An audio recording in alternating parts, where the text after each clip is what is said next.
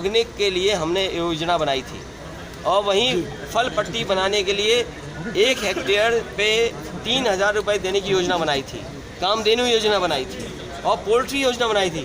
आज उत्तर प्रदेश में प्रतिदिन 3 करोड़ अंडे खाए जा रहे हैं। हमारे बाबा मुख्यमंत्री को पता ही नहीं है हमारे बाबा मुख्यमंत्री को पता ही नहीं है कि दूध गुजरात का यहाँ पे आ रहा है अमूल प्लांट में। समाजवादियों ने 2 अमूल प्लांट लगवाए थे। इसलिए जब तक उद्योग कारखाने खेती पे लगातार काम नहीं होगा, न नौकरी मिलेगी न रोजगार मिलेगा। ये बुंदेलखंड एक्सप्रेस वे नाम बदल दिया, झांसी से सिद्धार्थनगर जाना था, हमारे बाबा मुख्यमंत्री ने टेढ़ा कर दिया, तो हमें कोई आपत्ति नहीं है, ये अच्छा किया, लेकिन छोटा कर दिया। 6 लेन बनना था 2 लेन कर दिया, कह रहे हम सस्ता बना रहे हैं। महानगरों के नाम बदलते जाएंगे, समाजवादी पार्टी आ जाएगी। और हमीरपुर के लोग आप मत जाना लखनऊ, गए तो मुख्यमंत्री जी आपका नाम बदल देंगे। और मैं युवाओं को भरोसा दिलाता हूँ, जो युवा कम पढ़े लिखे हैं, जो युवा पढ़े लिखे हैं, जो युवा डिग्री हासिल किए हुए हैं, उनको रोजगार नौकरी देने का वादा समाजवादी पार्टी करेगी।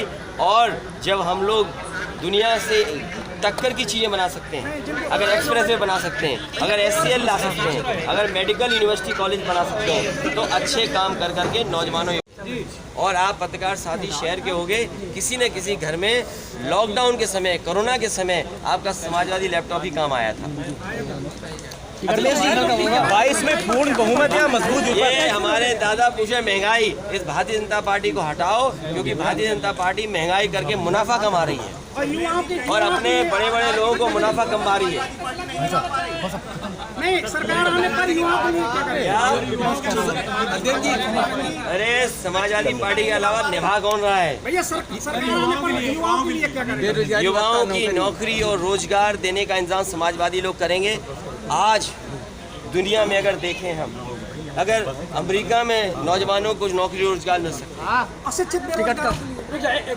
दुनिया जहां चली गई है, हमारे भारतीय जनता पार्टी के लोग कहते हैं कि $5 ट्रिलियन की इकोनॉमी बनाएंगे।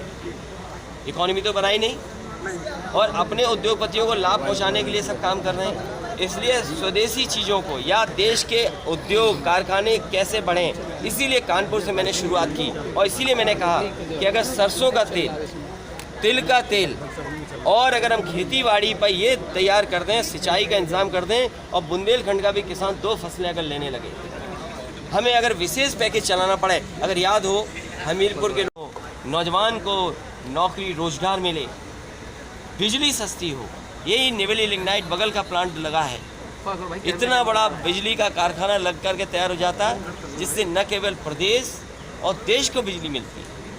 लेकिन 4.5 साल के कार्यकाल में भारतीय जनता पार्टी ने बिजली भी नहीं बना पाई, और वहीं बिजली महंगी कर दी। आज बिजली का बिल कितना देना पड़ रहा है।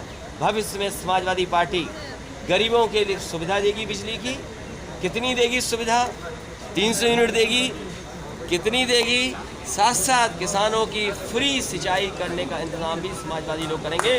और बुंदेलखंड में विशेष